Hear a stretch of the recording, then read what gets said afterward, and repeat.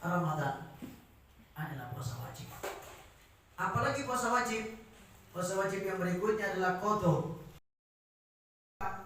daripada Ramadan sebelumnya. Fa innahu la yuqbalu minhu, ya, sampai jumpa dengan Ramadan berikutnya, maka dia kena penalti. Apa itu? Dia wajib mengqadha dan dia wajib membayar fidyah. Dua. Jadi ada dua orang yang membayar qadha dan fidyah. Abi perlu jelaskan ini sedikit. Jadi ada orang yang qadha saja, ada orang yang fidyah saja, ada orang yang qadha dan fidyah, ada orang yang tidak qadha tidak fidyah. Siapa orang yang qadha saja? Banyak.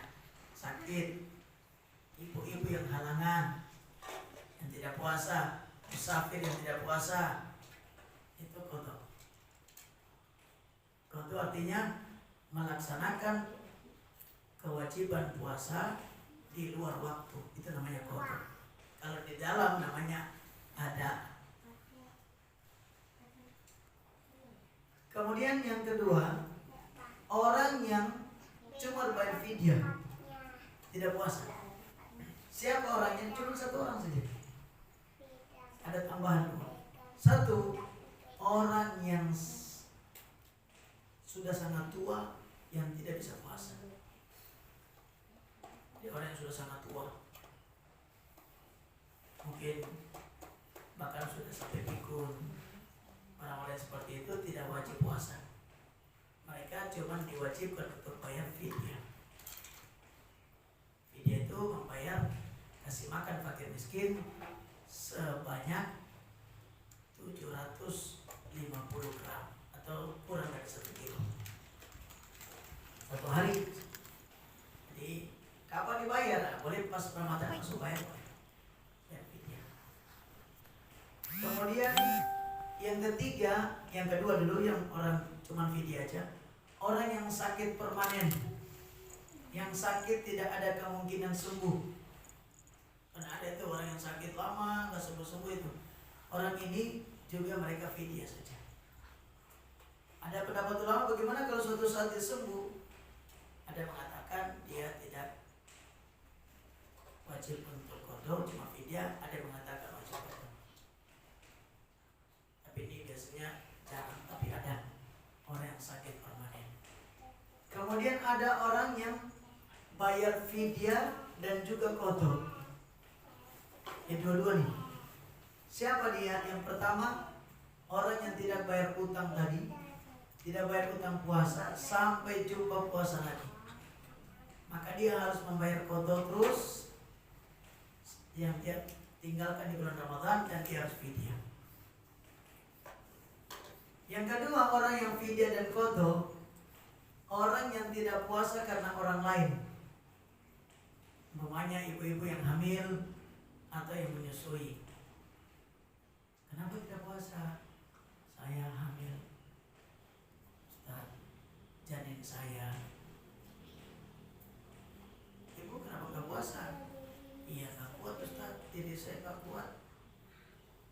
Saya menyusui. Saya juga dulu waktu hamil juga nggak puasa.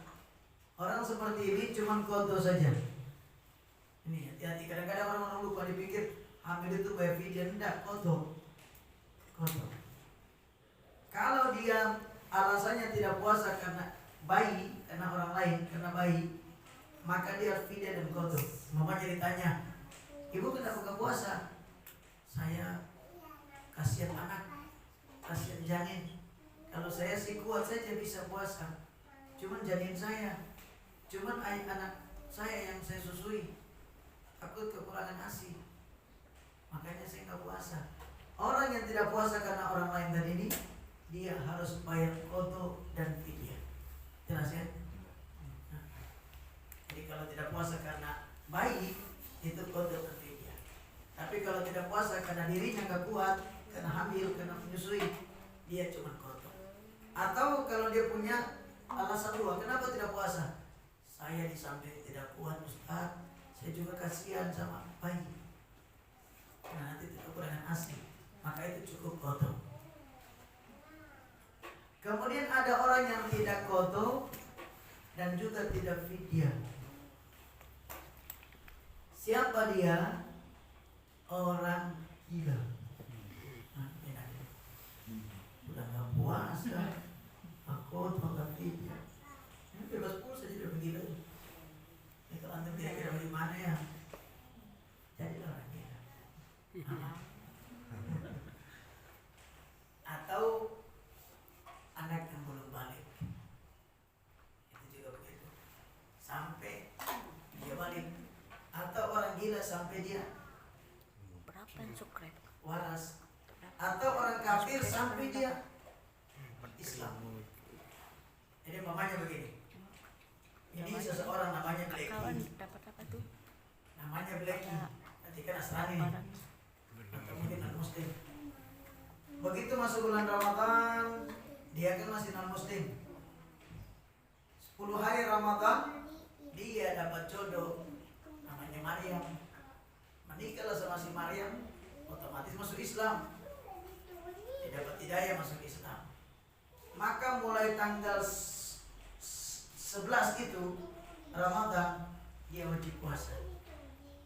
Nah 10 Ramadan yang udah lewat, bagaimana? Dia tidak wajib kotor. Karena dia kemarin dalam keadaan non Muslim. Nah, begitu dia Muslim wajib. Jadi dia nggak kotor 10 hari dia lewatkan tadi. Lain kalau murtad. Nah ini. Kalau murtad lain, umpamanya si A ini murtad. Begitu puasa pertama dia masih Muslim. Begitu puasa kedua sampai ke 10 dia masih Muslim. Puasa ke 11 dia keluar dari Islam. Nanti begitu puasa ke 21 masuk Islam lagi dia. Berarti kan 11 sama sampai 20 kan dia nggak puasa kan. Maka ketika dia masuk Islam tanggal 21 Ramadan dia harus mengganti dari qada. Dia mengqada puasa yang dia tinggalkan selama dia murtad. Namanya kafir KW. Jadi kalau kafir KW tetap kena pasal. Kalau kafir asli tidak. Umpamanya si A usia 20 tahun dia kafir, murtad maksudnya.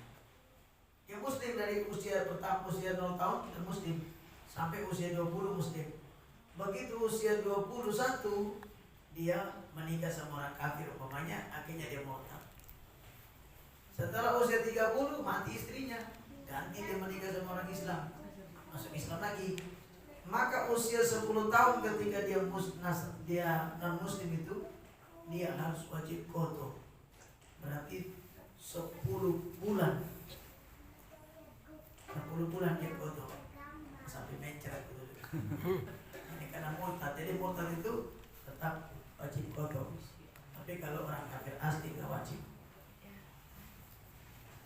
Yang ketiga puasa wajib adalah puasa kafarah. Kafarah zihar atau melanggar sumpah. Umpamanya seseorang mengatakan, ini hati-hati nih, mengatakan engkau wajahmu sama seperti wajah ibuku. Itu namanya menzihar istri. Itu kafarahnya adalah puasa 2 bulan berturut-turut. Itu puasanya, itu wajib itu. Jadi jangan, makanya Syekh Muhammad Abdullah menyampaikan, kita jangan panggil istri kita tuh mama.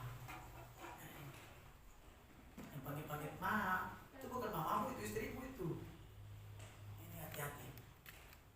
Di panggilan-panggilan ini kalau sudah terlanjur, kalau bisa dirubah. Apa aja panggil apa? Panggil nama. Iya bagus. Mendingan nama. Atau sayang atau adik atau apa. Jangan panggil mama. Bang Ali siapa? Adik abang. Adik abang. Mas. Iya. Adik. Ya, jangan panggil mama. Karena bisa-bisa nanti cenderungnya kepada zihar. Jadi zihar ini adalah menyatakan istri kita sama puasa 2 bulan. Ini berarti. Makanya sebelum menikah mulai dirancang-rancang mendidik. Kayak jangan puasa mama, ini bukan mamamu nih. Kadang-kadang orang gitu, papi, mami, kaya. Ilahi, parah aja. Jadi jangan panggil itu. Jadi siapa orang yang mengatakan engkau punggungmu sama seperti punggung ibuku, wajahmu sama seperti wajah ibu, itu kita sudah menyerupakan diri kita seperti ibu kita. Itu namanya zihar, dan itu halal. Nah kafaronya supaya bisa halal lagi, puasanya 2 bulan. Itu wajib itu. Ada lagi puasa wajib apa? Puasa membayar denda haji dan umroh. Dalam haji dan umroh itu namanya wajib haji. Ada hal-hal yang kita tidak boleh langgar. Kalau langgar kita kena dam, kena denda. Nah dendanya itu ada diantaranya puasa. Biasanya puasanya kalau haji itu 3 hari di Mekah atau di tanah suci, 7 hari di Indonesia atau di kampung. Itu puasanya wajib, namanya puasa fidyah. Puasa fidyah haji atau denda haji. Itu wajib. Ada lagi puasa wajib, yaitu puasa istisqa. Puasa istisqa ini puasa minta hujan. Umpamanya Tanjung Pinang ini lama nggak hujan, kemudian wali kota mengumumkan pengumuman kepada masyarakat Tanjung Pinang, mulai besok kita semua wajib untuk puasa 3 hari, karena hari keempat kita akan melaksanakan sholat istisqa, sholat minta hujan. Jadi salah satu syarat sholat minta hujan itu puasa sebelum sholat. Nah kalau andai kata pemerintah mencanangkan demikian, maka puasanya wajib, namanya puasa istisqa. Pemerintah tuh lebih kuat dalam masalah seperti ini. Itu puasa wajib. Jadi kalau pemerintah menyampaikan puasa, maka wajib puasanya. Kemudian yang kelima, yang keenam, puasa wajib, puasa nadar. Bernadar. Ini yang kadang-kadang kita boleh manfaatkan. Sebenarnya ada satu peluang. Kalau kita punya hajat-hajat besar, mari kita bernadar. Nadar itu salah satu kunci untuk cepat terkabulnya doa. Orang-orang dulu sering bernadar, karena orang dulu itu memang betul-betul optimis, betul-betul mau mengambil risiko. Orang sekarang kan takut risiko, kepingin enak tapi gak mau risiko. Makanya jarang sekarang orang sekarang tuh pakai nadar. Nadar itu memang risikonya harus puasa. Umpamanya si A berniat, saya nanti kalau punya anak, saya akan puasa 3 hari umpamanya. Saya nanti kalau anak saya hafal Quran, saya akan puasa 1 bulan umpamanya. Saya nanti kalau dapat kerja, saya akan puasa. Insya Allah akan cepat dikabulkan. Tapi itu tadi, sumpahnya tadi, nadarnya tadi adalah wajib. Ya, jadi puasa nadar itu wajib. Yang terakhir yang ketujuh, puasa wajib adalah puasa kafarah sumpah. Umpamanya ada orang bersumpah, saya bersumpah tidak akan menyoblos nomor 5 umpamanya. Terus antum nyoblos nomor 5, antum berdosa. Caranya menghilangkan dosa itu dengan puasa 3 hari. Di puasa 3 hari itu menghapus kafarah sumpah tadi. Itulah puasa wajib. Kemudian hukum puasa yang kedua, puasa sunnah. Apa saja puasa sunnah? Puasa sunnah itu terbagi menjadi 3. Ada yang tahunan, ada yang bulanan, ada yang pekanan. Yang pertama adalah yang tahunan. Apa saja puasa sunnah?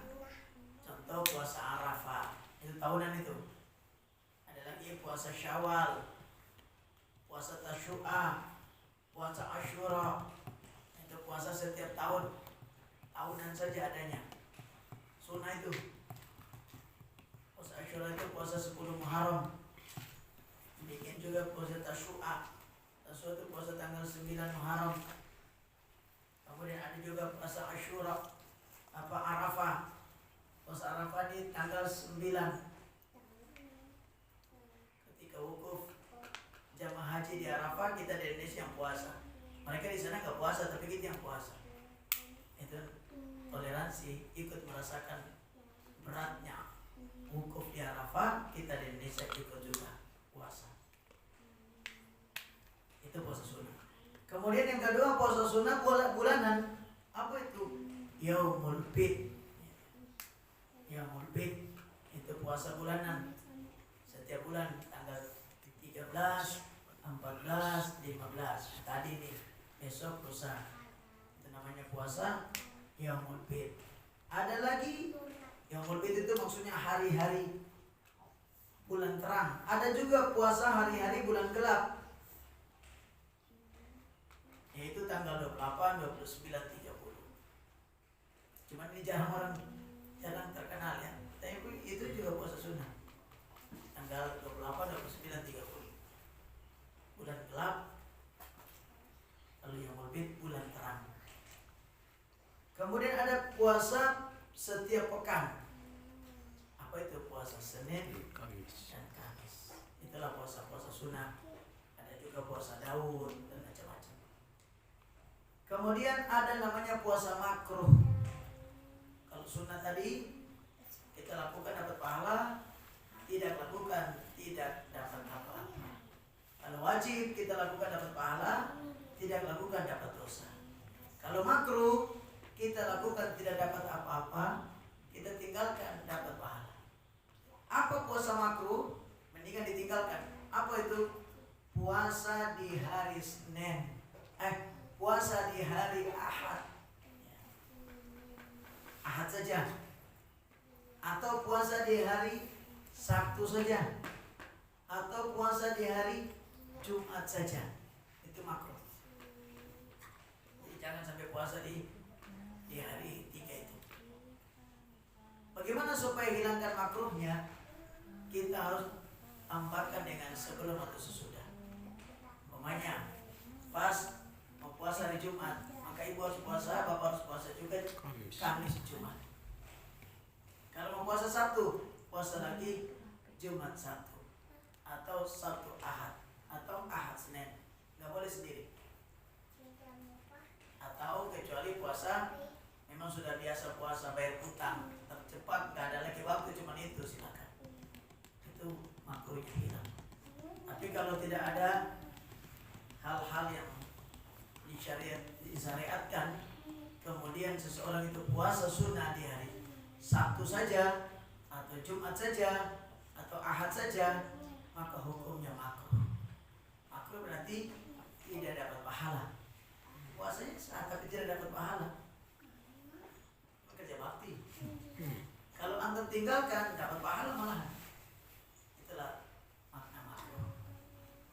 Jadi jangan sampai puasa di hari Jumat. Kenapa Jumat itu tidak boleh? Jumat itu hari raya. Hari raya bagi umat Islam itu hari Jumat. Makanya setiap sebelum Jumat, Kamis itu disunahkan puasa. Karena besok hari raya. Itu hikmahnya. Kalau antum hari raya malah puasa. Hari Sabtu kenapa hikmahnya nggak boleh puasa? Itu hari rayanya orang Yahudi.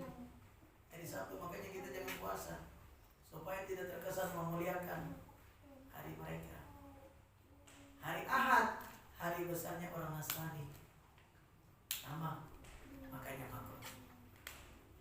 Yang berikutnya, hukum puasanya haram. Haram ini pun terbagi menjadi dua. Yang pertama, haram tapi sah puasanya. Ini puasanya sah tapi haram. Apa itu?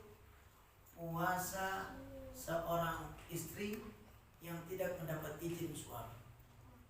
Umpamanya suaminya udah 3 lebaran, 3 puasa nggak pulang kampung, namanya Bang Toyib. Begitu pulang, istri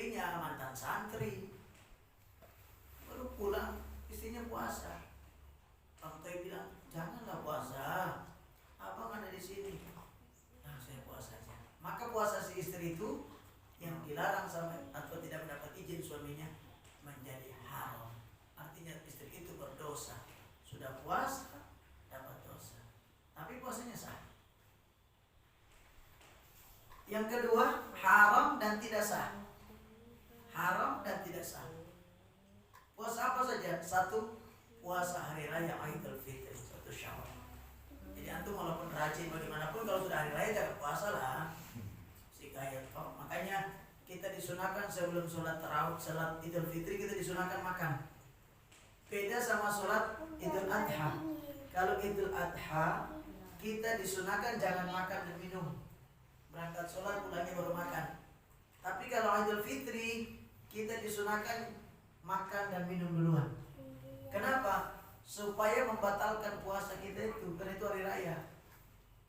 Karena takutnya kita masih terbayang-bayang suasana hari raya, apa suasana Ramadan puasa. Akhirnya lupa makan, akhirnya dipikir hari rayanya itu seperti puasa. Jadi haram. Yang kedua, haram berpuasa di 10 Dzulhijjah, yaitu hari raya Idul Adha. Itu haram. Yang ketiga, puasa pada hari-hari tasyrik. Di tanggal 11, 12, 13 Dzulhijjah. Habis hari raya Idul Adha. Hari raya Idul Adha tanggal 10, tanggal 11, tanggal 12, tanggal 13. Itu tidak boleh puasa. Kalaupun puasa haram. Dan enggak dapat pahala, dapat dosa malah. Puasanya enggak sah. Yang keempat, puasa pada tanggal 16 Sya'ban. Ini diperhatikan. Jadi dalam bulan Sya'ban itu kita disunahkan puasa sampai tanggal 15 toh. 1, 2, 3, 4, 5, 6, 7. Terus kita mau puasa 13, 14, 15. Tanggal 16 Sya'ban ke atas haram berpuasa. Kenapa? Ini ada hikmahnya. Hikmahnya supaya kita disuruh istirahat sebelum nanti datang puasa yang sebenarnya. Maksudnya puasa wajib Ramadan. Jadi ada masa setengah bulan itu kita dilarang untuk puasa. Haram. Tanggal 16 sampai tanggal 30. Kecuali antum melakukannya sebelum nyambung dari sebelum. Umpamanya antum sudah puasa dari tanggal 15, 16, 17, 18 itu boleh. Tapi kalau antum puasa 14, 15 nanti berhenti 16 atau 17 atau 30 nggak boleh. Dipotong-potong gitu nggak boleh. Jadi dari 16 sampai ke atas nggak boleh. Kecuali dia nyambung dari sebelumnya. 15, 16, 17 seperti saya dengar penasihat kita nih puasa 2 bulan beliau. Boleh kepikir nanti Rajab, Sya'ban, bahkan Ramadan. Nah itu dulu kami di pondok begitu. Jadi kalau sudah masuk Rajab itu 3 bulan sampai Ramadan puasa full. Kadang-kadang suasananya memang demikian dan memang betul-betul mampu. Ditakuti nanti begitu masuk Ramadan udah keok duluan. Karena saking banyaknya puasa, itulah hikmahnya kenapa dilarang puasa di tanggal 16.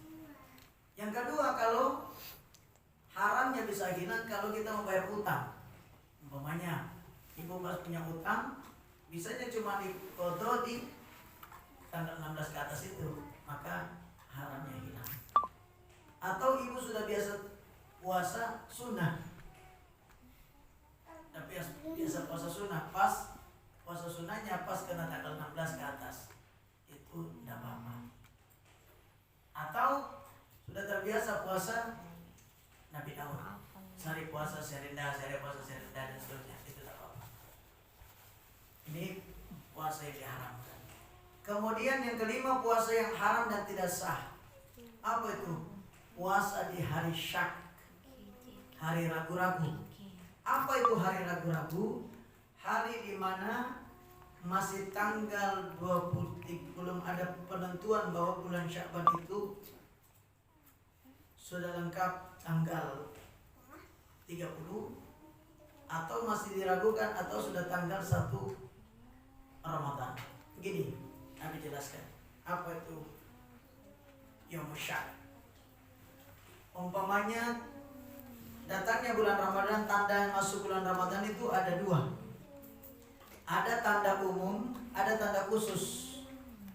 Tanda umum itu kalau bulan Sya'ban sudah 30.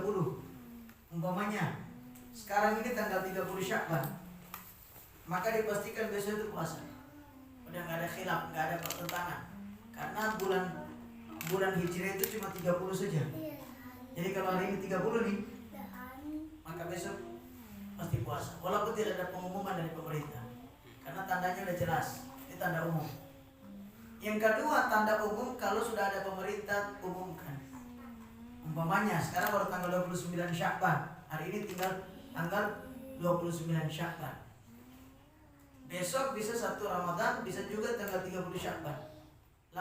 Pengumuman pemerintah malam ini mengatakan bahwa di Indonesia besok sudah tanggal 1 Ramadan, maka wajib kita puasa. Walaupun hitungannya masih 29 hari ini. Besok bisa saja 30, bisa saja tanggal 1 Ramadan. Kalau pemerintah umumkan, maka sudah wajib. Kalau tidak ada tanda umum ini, 2 ini, kemudian ada orang dari teman kita yang melihat bulan. Umpamanya Pak Aju lihat bulan. Pak Aju lihat bulan, maka Pak Aju sendiri wajib puasa. Wajib berniat malam, wajib puasa, dan puasanya sah. Karena Pak Aju lihat langsung. Sementara kalau kita yakin dengan penglihatan Pak Aju, umpamanya Bang Ade, Pak Aju ngomong, Bang Ade, saya tadi malam sudah lihat bulan loh. Lalu Pak Ade bilang, wah, saya yakin ini Pak Aju ini pasti tidak lihat. Maka kalau antum yakin, antum wajib berniat malam, wajib puasa, dan puasanya sah, karena yakin.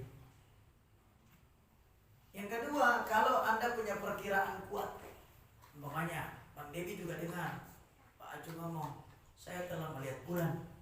Tapi Bang Devi,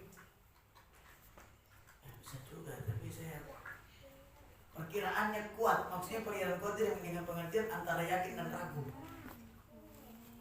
Jadi keyakinannya itu 70%. Antara yakin, kalau yakin 100, kalau ragu itu taruh di bawah 70. Kalau seperti ini perkiraan kuat, maka Bang Devi boleh untuk berniat malam hari, boleh puasa, dan puasanya sah. Kalau besok tanggal 30 Sya'ban, maka Bang Devi termasuk puasa sunnah. Kalau besok ternyata sudah tanggal 1 Ramadan, maka puasa Bang Devi sah sebagai puasa Ramadan. Ini boleh berdua tadi. Nah sekarang yang ketiga, yang ragu nih. Pak Aju lihat bulan, kemudian Bang Alek juga dengar.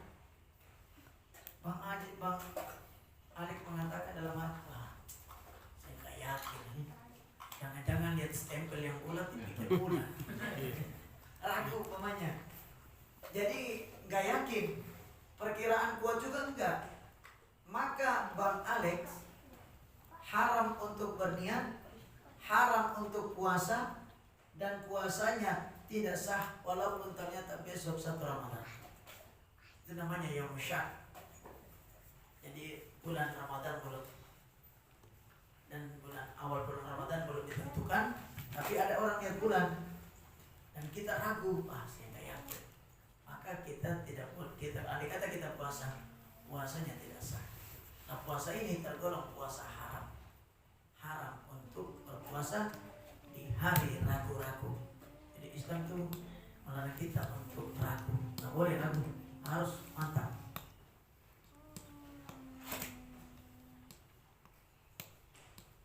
Hukumnya adalah haram dan tidak sah. Kecuali pada 3 masalah, maka hukumnya adalah boleh dan sah. Apa itu? 1. Jika puasa wajib seperti puasa qadha. Jadi tidak boleh puasa tadi di hadis itu, kecuali puasa qadha atau puasa kafaroh dan seterusnya. Ini terlepas dari tadi tentang yang Abi Baik, kita masuk kepada fase yang berikutnya, yaitu tertib derajat keutamaan bulan-bulan Hijriah. Jadi bulan Hijriah itu ada keutamaannya. Yang pertama, keutamaannya tentu bagi umat Nabi Muhammad. Yang pertama, bulan di antara bulan yang paling derajatnya tertinggi pada umat Nabi Muhammad adalah puasa bulan Ramadan. Jadi bulan Hijriah yang paling utama bagi umat Nabi Muhammad adalah bulan Ramadan. Yang kedua, bulan Muharram. Yang ketiga, bulan Rajab. Yang keempat, bulan Dzulhijjah. Yang kelima, bulan Dzulqa'dah. Baru setelah itu bulan Sya'ban dan bulan-bulan yang lain. Makanya mari kita mempersiapkan diri berjumpa dengan bulan Ramadan. Baik, yang berikutnya disampaikan oleh para ulama keutamaan waktu. Pada salafun saleh kita berkata, paling mulianya hari pada masa setahun. Jadi hari di antara hari-hari yang paling mulia itu hari Arafah. Makanya puasa Arafah itu istimewa. Jadi di antara hari yang paling istimewa itu hari Arafah. Kemudian di antara malam selama setahun yang paling baik itu Lailatul Qadar. Lailatul Qadar itu hari yang terbaik di antara semua hari. Kalau bulan yang hari siang ya, hari yang terbaik di antara semua hari itu hari Arafah. Kalau malam yang terbaik di antara semua malam itu malam Lailatul Qadar. Kalau bulan yang terbaik di antara bulan adalah bulan Ramadan.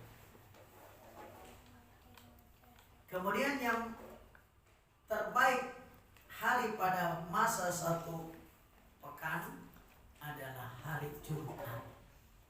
Jadi ternyata ada rajanya. Jadi di antara hari itu ada rajanya. Di antara bulan ada rajanya. Di antara malam ada rajanya. Artinya orang yang memuliakan hari besar, malam besar, bulan besar, itu termasuk orang besar. Kita harus mengetahuinya.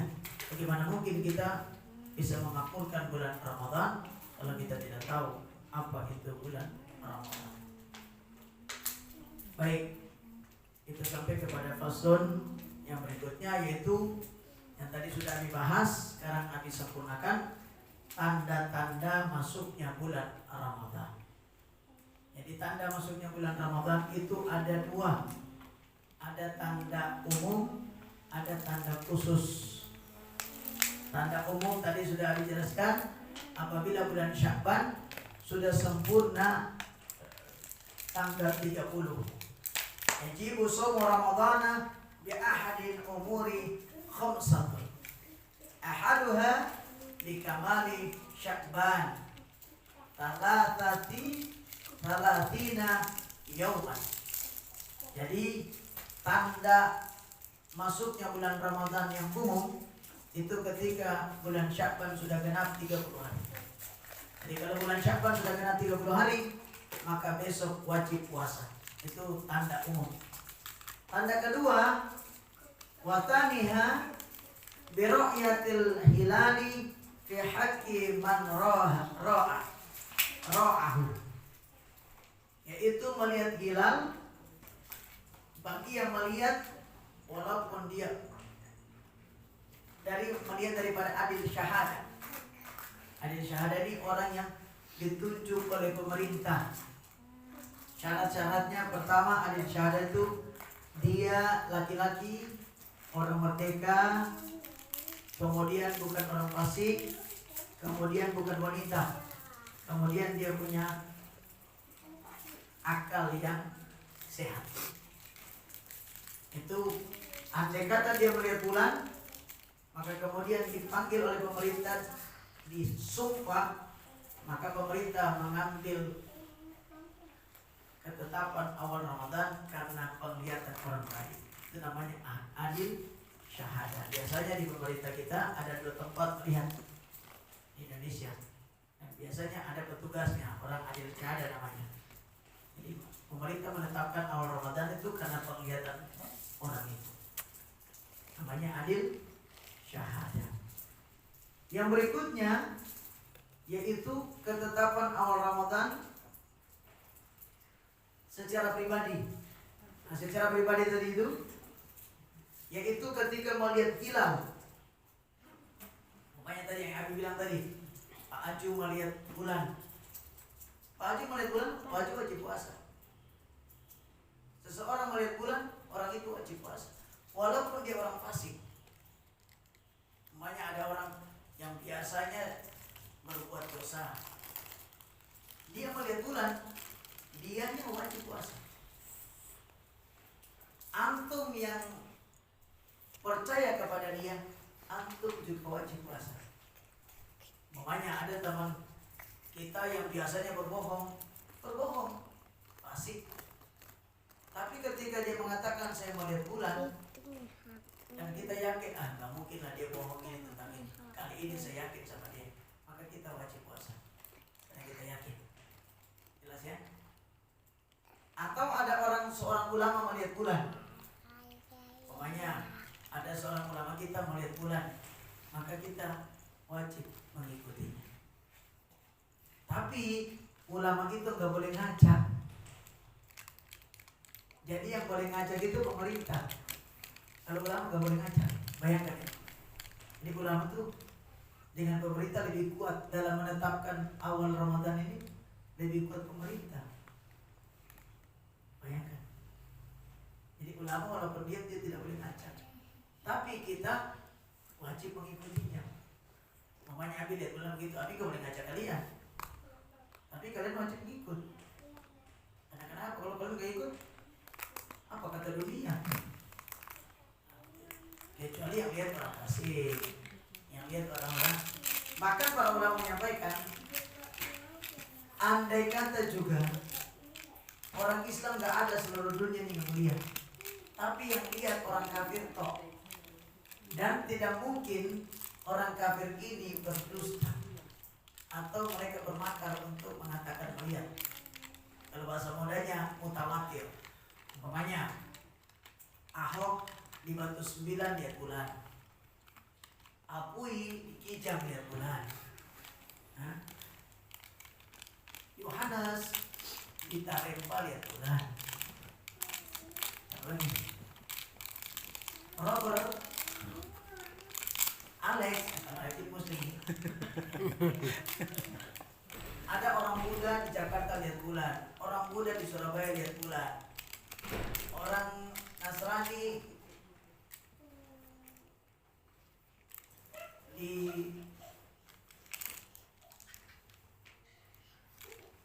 Kupang lihat bulan. Yang kemungkinan orang-orang ini kemungkinan untuk berbohong nggak mungkin. Maksudnya mereka bersatu untuk berdusta itu nggak mungkin. Maka kita wajib puasa. Jelas ya? Karena masalahnya mutawatir. Mutawatir itu maksudnya viral. Nggak mungkin lah mereka mau berserikat. Kita bilang saya udah lihat bulan. Mereka kan tempatnya berjauhan dan seterusnya.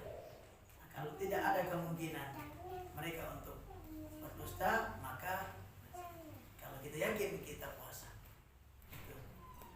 Kemudian ada lagi tanda pribadi, tanda awal datangnya Ramadan dengan isyarat.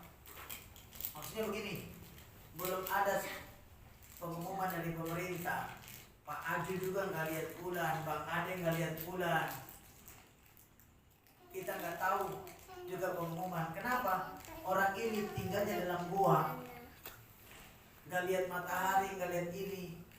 Dia cuma bisa mendengar saja ada bunyi meriam. Pokoknya tanda-tanda puasa biasanya kalau masuk puasa, kalau di Jawa itu kan ada meriam bambu. Di Madinah begitu. Ya, biasanya kan ada tanda-tanda tuh. Ada di daerah-daerah tertentu biasanya ada lampu-lampu hias, ada begini.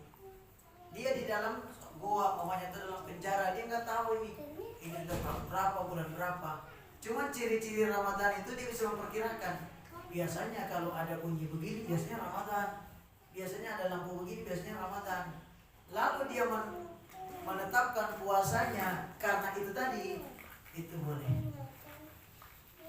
Andai kata ternyata setelah dia puasa ternyata belum bulan Ramadan, tapi itu karena mungkin ada orang ulang tahun, maka puasanya tidak sah. Tapi andai kata ternyata betul bulan Ramadan, maka puasanya sah. Itulah tanda-tanda awal masuk Ramadan dari isyarat. Jadi itu ada tanda umum, ada tanda khusus. Mudah-mudahan berkah. Insyaallah pertemuan berikutnya kita akan lanjutkan dengan pembahasan tentang Ramadan yang lain. Demikian, wallahu a'lam bishawab. Ihdinas siratal mustaqim. Wassalamualaikum warahmatullahi wabarakatuh. Allahumma shalli ala sayyidina Muhammad wa ashghili